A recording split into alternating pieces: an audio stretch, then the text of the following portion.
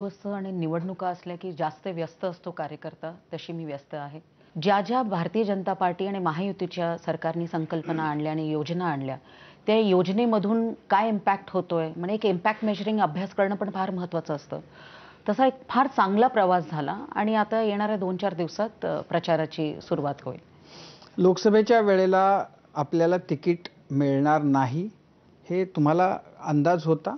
कारण असं बोललं जात होतं आधीपासूनच, की या खेपेला पूनम महाजन नसतील, असणार नाहीत.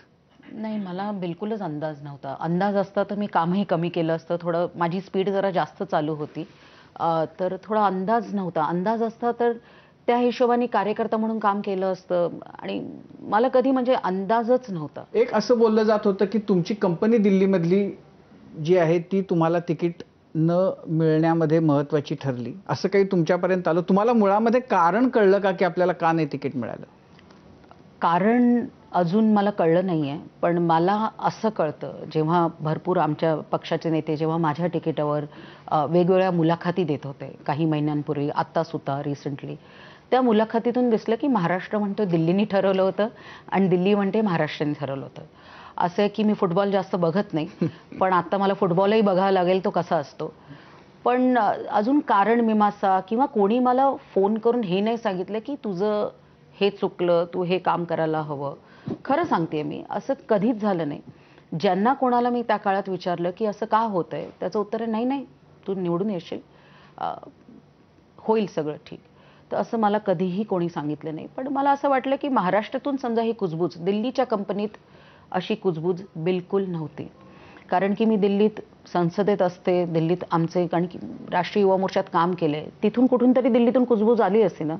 ही कुजबूज फक्त आणि फक्त महाराष्ट्रात होत होती. थोडी बहुत जी गॉसिप कॉर्नर ज्याला आपण म्हणतो, ती कुजबूज महाराष्ट्रातच होत असल्यामुळे थोडं मला वाटलं, की कुठे महाराष्ट्रात माझं काही चुकतंय का?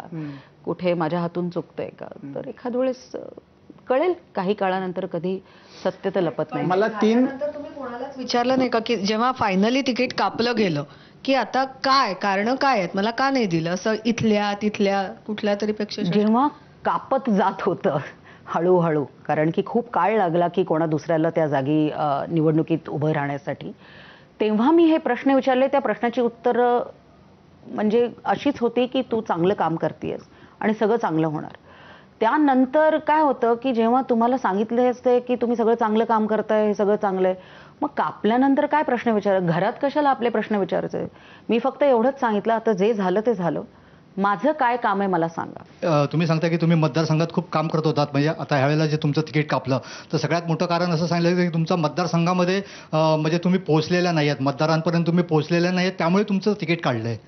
नाही, पण हे तुम्हाला कोणी सांगितलं का? काही म्हणजे का अशा नुसत्या गप्पा चालू, जसं गप्पा असतात, अशा गप्पा होत्या अशा का? गप्पांमधली 3 कारणं जी जी. मी ऐकली.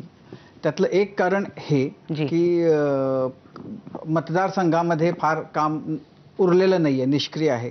दुसरं की पूनम फार उद्धट आहे.